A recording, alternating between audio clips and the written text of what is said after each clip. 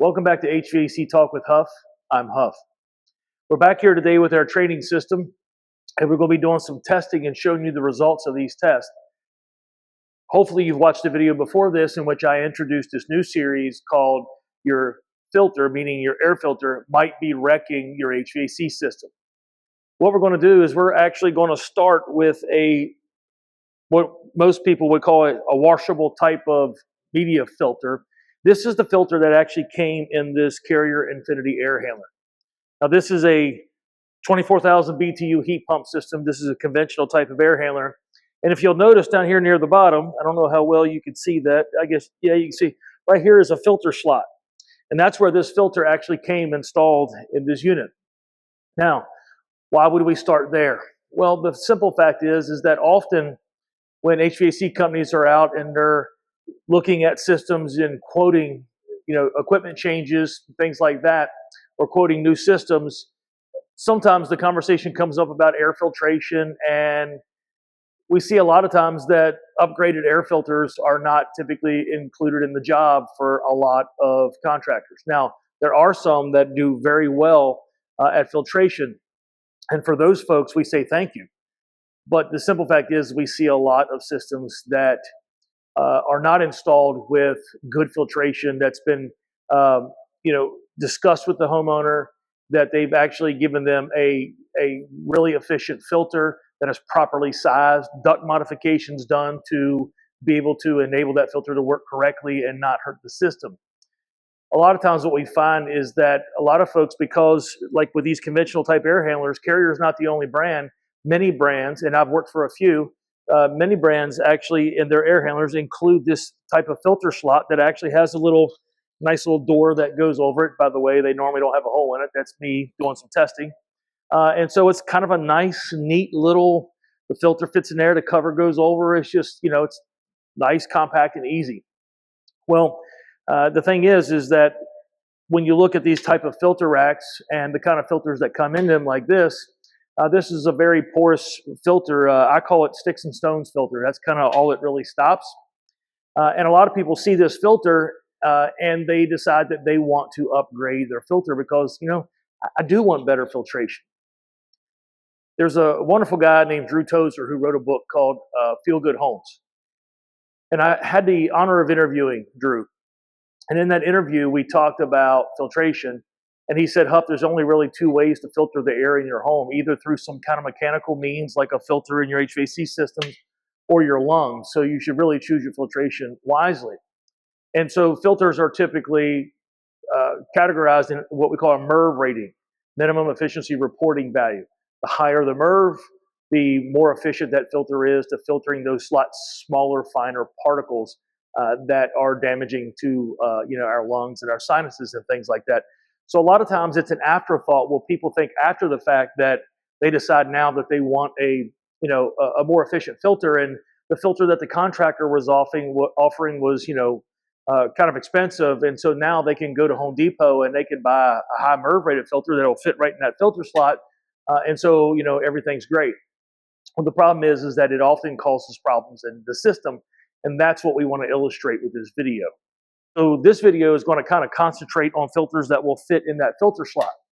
The next video will go over here to this larger type of filter, and we'll show a professionally installed 4-inch filter, but then we'll show the same size, same MERV rated 1-inch type of thick filter that you can buy at Home Depot, and we'll actually show the differences there.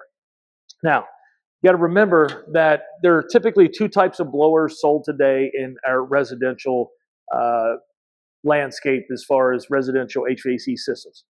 When it comes, as it pertains to ducted, I should say. And ducted residential systems typically have one of two style blowers. They're both considered what we call ECM motors, electronically commutated motor. Some people will call it electronically controlled motor. It doesn't really matter. But even within that family of what we call ECM motors, there are still two styles of motor. There's what we call a constant CFM motor. And a constant CFM motor is one that has programming that typically also operates with like a control board in an air handler like this one. This one actually communicates even with this controller right here called the Infinity controller. And so what happens is you program the amount of airflow volume you want. We measure airflow volume in cubic feet per minute. And so for this system here, we run typically in our area, because we're kind of humid, we typically run 350 CFM per ton. And for cooling, and most of the time in heating, people will bump that up to efficiency to like a 400 CFM per ton. It depends on the setup and depends on, the layout and all that kind of stuff. So we don't want to get deep into engineering, but this system is actually right now is flowing 700 CFM a ton. And the reason I'm telling you this is because the way a constant CFM motor works is because it's programmed that, hey, we want to achieve 700 CFM with this system. What's going to happen is as we add restriction to the airflow, this motor is actually going to speed up. It's actually, we call it ramping up. It's going to ramp up against the static pressure that is being exerted against the blower. Remember, static pressure, as we said in our last video, total external static pressure is the amount of pressure that's exerted against the blower, both on the supply as it pushes air, but also negative in the return as it draws air back and creates that negative in that ductwork. So we add those two pressures together to come up with what we call total external static pressure. This air handler is rated at 0.5. We typically don't want to exceed that. We do allow some tolerance there, but we typically don't want to exceed that. Now, the reason I'm also, again, telling you about this blower package, because the other type of ECM motor is called a constant torque motor. A constant torque motor is different than this constant CFM motor in the sense that it has typically 5 speeds, and each speed has a programmed torque setting, and it's going to achieve that certain amount of torque that it's programmed for. And so if we start to restrict the airflow, it's going to increase the torque. And what that motor will do is it'll actually start to slow down a little bit to get that torque back down to the setting that it's programmed for. And so one type of ECM motor, constant CFM, will ramp up under these circumstances of an increase in restriction, where a constant torque motor will actually slow down when we apply additional restriction in the airflow. And so today we're going to concentrate on our constant CFM, and we're going to concentrate on this filter rack that's built in the air handler. All right, we're going to start off with our 1-inch throwaway filter, and I'm going to show you the instruments that we're going to be using so you can get a better understanding. And so let me shove that over here. So these are both high M manometers. This is a dual channel, this is single channel. And what we're measuring is channel B is measuring before the filter. Channel A is measuring after the filter. And you may be wondering why there's a difference right now when the filter is in my hand. Well, we got a big open slot there that's pulling in air there, and so it's kind of skewing our numbers. Once we get the filter in and our door on, that'll make more sense. And this is the static pressure in our supply plenum. And so the difference between these two will be our filter pressure drop across the filter. And we're going to add this number here and this number here together for our total external static pressure. So this is our return static on the clean side of the filter. And this is our supply static as the air goes out. So I'm going to go ahead and get this filter in. We're going to let these numbers settle out. And the other thing that we're going to show you is back here. I'm going to have to take pictures and put it into the video during the editing phase, but we actually have a wattage monitor back here. And that's another key piece of this.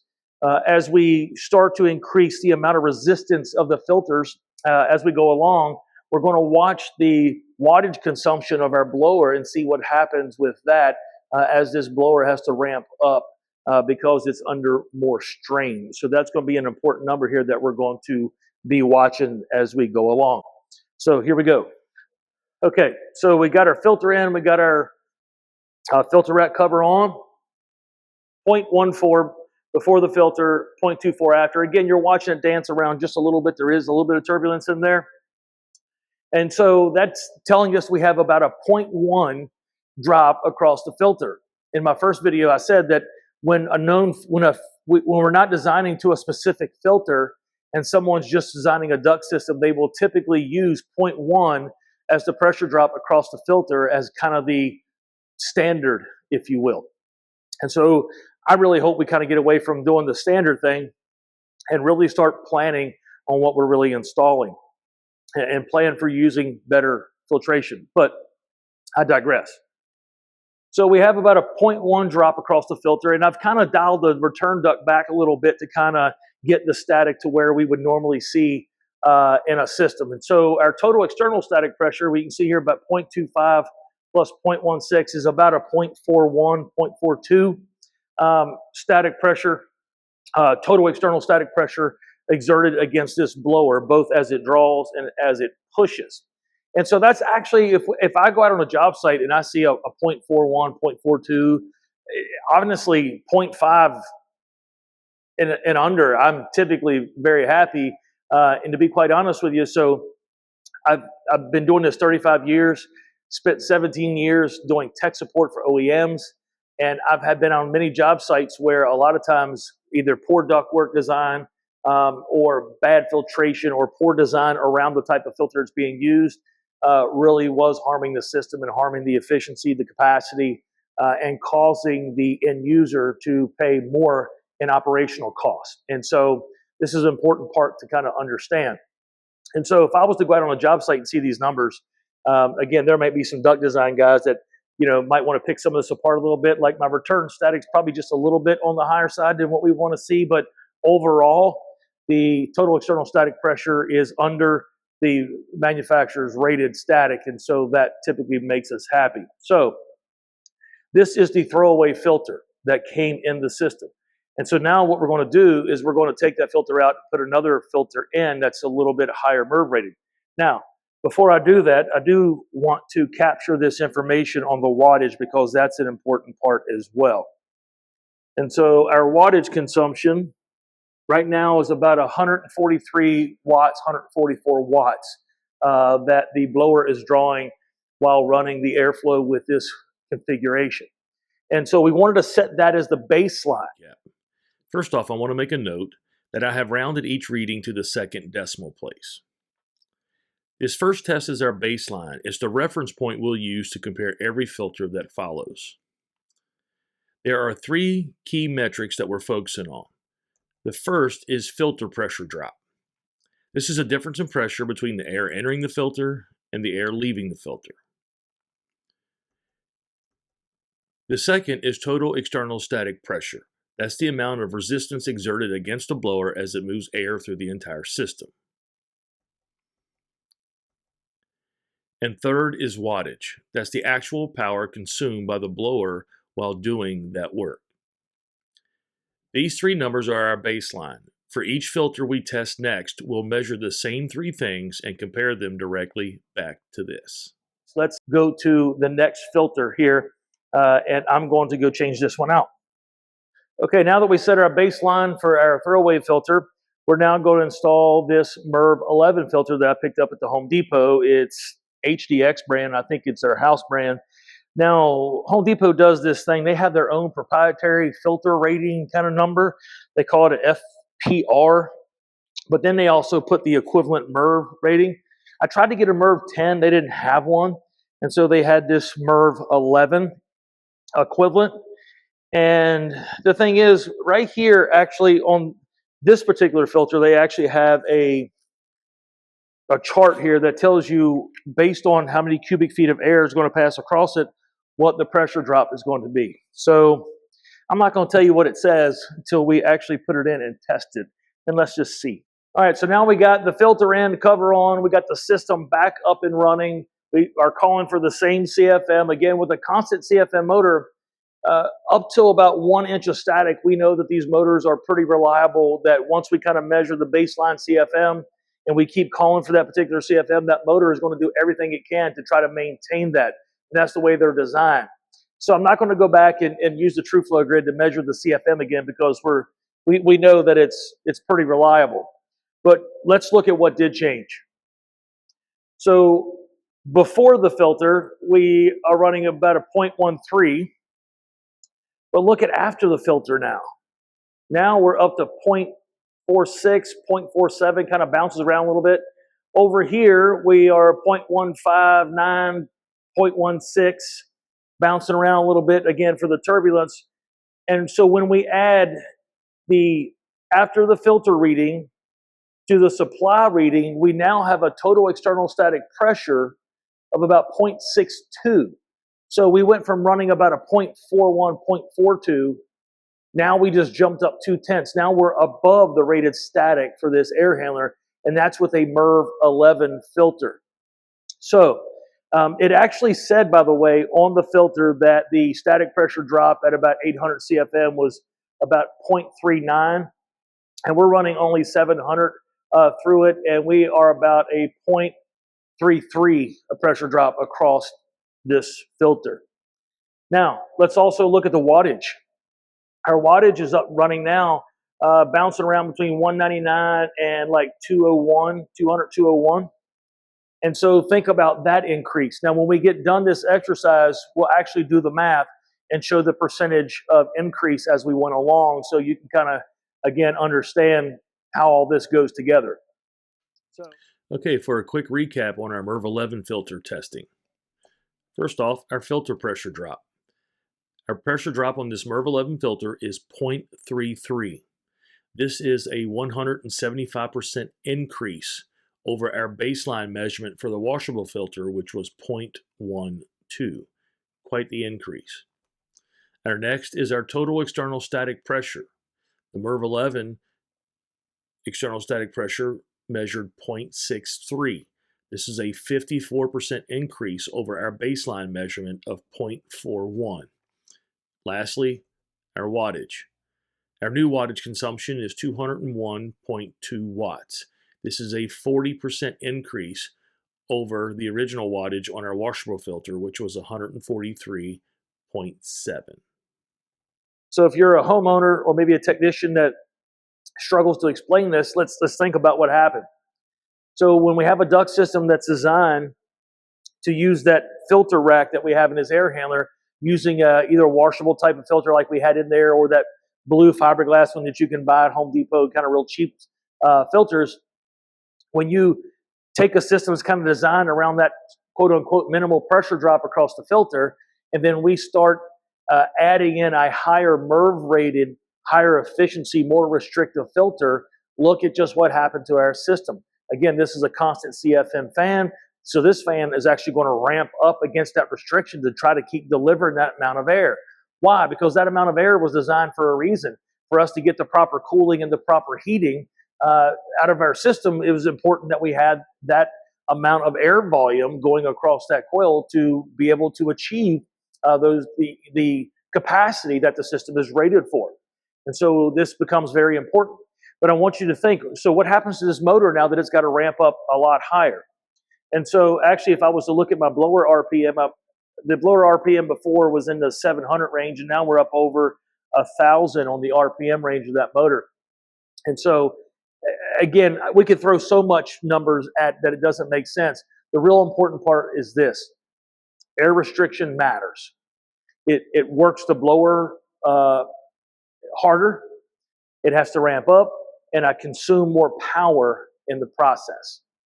And so those two things are important. And thirdly, it can lead to premature motor failures, and that is a costly repair if the motor is not under warranty. But I can tell you this: if you have multiple blowers failing under warranty because of a high static situation, then you may find yourself having to pay for one of those motors, and you don't want to have to do that. So this is a MERV 11. Now we're going to go through the same process again. And we're going to change this MERV 11 out, and we're going to put in a MERV 13, and let's see what happens to that. So be right back. All right, now we have this MERV 13 16 by 20 filter in this 2-ton air handler. We're calling for about 700 CFM, or cubic feet a minute, of air volume to go across this system like we normally would. Now look what's happening with this MERV 13, a yet even higher restriction. This is our before number. I want to make sure I'm still showing you the screen. Before the filter, 0.13. After the filter, 0.53, 0.54. Bouncing around it. You can actually feel the pulsation of the blower as it's really ramping up, working really hard. It's up at 1,070 RPM right now. And here our supply static is staying somewhat consistent. Again, the blower is ramping up to get that air across that filter, but our supply static is still 0.155, 0.16. So right at 0.16. So 0.55 plus 0.16, we're now at 0.7 something here. So think about how much we've increased. We started off at a like 0.42, 0.41, 0.42. Now we're up to over 0.7. Now let's look at the wattage consumption. Now our wattage, and we're bouncing back and forth between 219, 220 watts. Think about where we started. We started off at like 143, 142. And think about how much we've increased in wattage. Also, our pressure drop across our coil, across our filter, I forgot to say that, 0.13, 0.53. So we basically have a 0.4 pressure drop just across the filter alone. All right, for our recap on our MERV 13 filter readings, our filter pressure drop is now 0.39. This is a 225% increase over our baseline measurement on our washable filter, which was again 0.12. Our total external static pressure is now reading 0.70, which is a 71% increase over our baseline of 0.41 on the washable filter. And lastly, our wattage consumption has now increased to 218.8 watts, which is a 52% increase over our baseline reading of 143.7 watts on our washable filter. The pressure drop across the filter has grown exponentially. Our wattage consumption has gone up, and our total external static pressure have all gone up. So for those folks that say, well, Huff, try to explain this to a homeowner. I believe this does. And if you're a homeowner watching, I hope you kind of are getting to understand that not all filters are created equal. And so by putting more restrictive filters in a system that the ductwork's not designed for it, think about what's happening. So this is a constant CFM motor, and this thing is ramping up. It's ramping up to make sure it delivers the amount of air that's needed for the equipment, but it's also drawing a lot more power to achieve that, right? More wattage consumption, so you're paying more to operate the system, not to mention possible premature failures of the motor. And even if the motor is under warranty, is the labor under warranty to come out, check it out, and then come back and put that motor in? And so what did we learn, right? We learned that when we don't properly plan for a filter, we don't properly configure our ductwork to account for a larger pressure drop, we end up overtaxing the system, and that's what we're looking at here. So hope that you learned something from this. So the next video, we'll be doing the larger type filter so we can compare the 4-inch thick media filter, which has a lot more surface area, compare that to the same MERV rated 1-inch filter and see what that pressure drop is and how much that changes. So we'll be doing that next. And then after that, we're going to change this blower package out, and we're going to do the same exercise again. And again, measuring our wattage consumption, our pressure drops, our total external static pressure, but we're also going to be measuring actual airflow and CFM on this next round, because every time we slow that blower down, our cubic feet a minute of air is also going to go down, because the constant torque motor does not ramp up. So we'll see you on the next video.